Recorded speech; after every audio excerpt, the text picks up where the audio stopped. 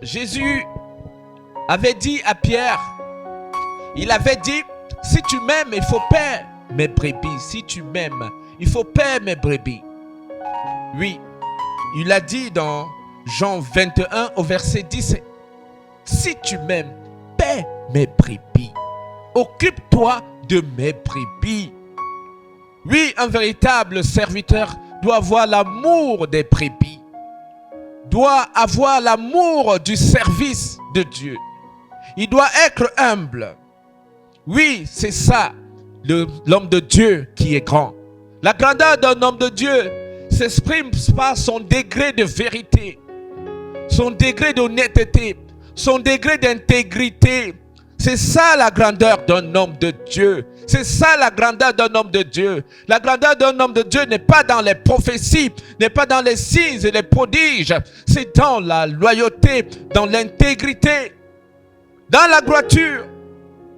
Oui, c'est ça la grandeur d'un homme de Dieu. On n'est pas grand homme de Dieu parce qu'on a seulement la foule. Mais nous devons avoir également la grandeur de Christ. L'humilité, l'humilité. L'orgueil ne fait pas partie. L'orgueil ne fait pas partie des caractères de Jésus. Jésus n'était pas orgueilleux. Jésus, partout on l'appelait, il partait. Partout on l'appelait, il était disponible. Il n'aimait pas le protocole. Il aimait le service. Ce qui montre qu'on est grand homme de Dieu, qu'on a la grandeur en tant qu'homme de Dieu, c'est parce qu'on incarne ces valeurs. Les valeurs de la loyauté, les valeurs de la vérité, les valeurs de la droiture, les valeurs de la parole donnée, les valeurs de Jésus. On n'est pas un grand homme de Dieu parce qu'on fait des prophéties, parce qu'on a des grands protocoles. On n'est pas un grand homme de Dieu parce qu'on raconte des choses, des paroles de connaissance. C'est pas cela qui fait de nous des grands hommes de Dieu. Il faut rechercher la vérité. Recherche la vérité. Mon frère, ma soeur, toi qui cherches Dieu, cherche d'abord la vérité. Cherche la vérité. Cherche le discernement pour connaître là où il y a le bon et le mauvais. Parce qu'aujourd'hui, l'Église souffre. Les vrais hommes de Dieu souffrent. Parce qu'ils sont mélangés. Ils sont jugés. Très chers frères et sœurs, cherchez à connaître d'abord la vérité. Un vrai serviteur de Dieu est empathique. Il a de l'empathie. Jésus a dit, il faut paix mes brebis. Quand on va à leur rencontre, on a la paix. Quand on va à leur rencontre, on a la joie. On retrouve l'équilibre. On est restauré. C'est ça, paix les brebis. Quand on va à la rencontre des vrais serviteurs de Dieu, on retrouve le repos.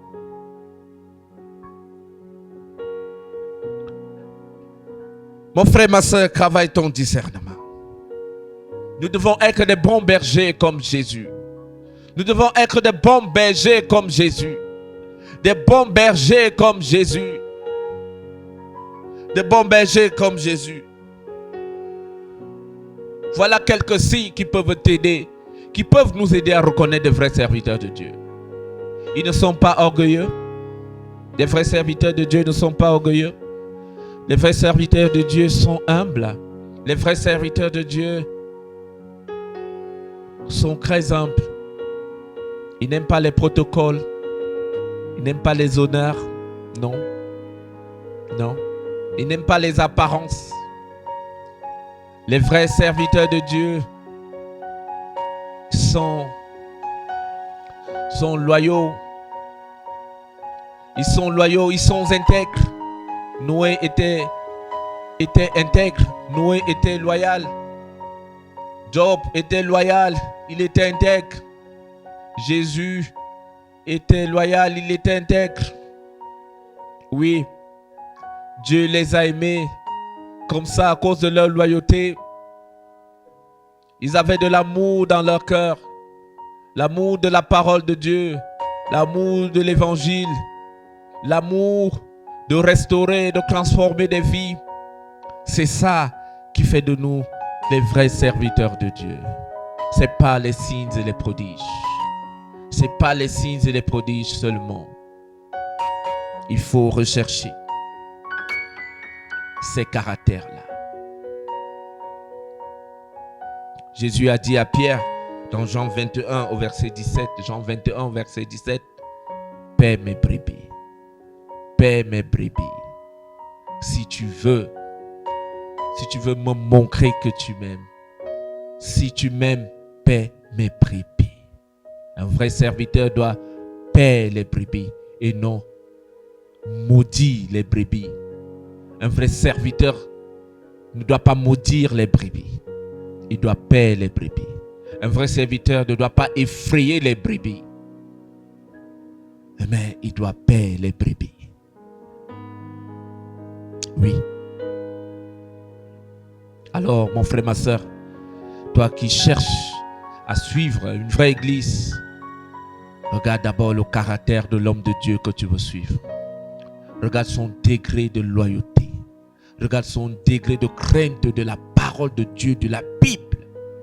Regarde son degré de vérité. Regarde son degré de loyauté et d'intégrité. Du respect des Écritures. Ainsi tu sauras si tu es en face d'un vrai serviteur de Dieu ou pas. Ne t'arrête pas seulement aux prophéties. Ne t'arrête pas seulement aux signes et prodiges. Parce que les faux prophètes, les loups, sont ancrés dans la maison de Dieu. Nous sommes dans la fin des temps.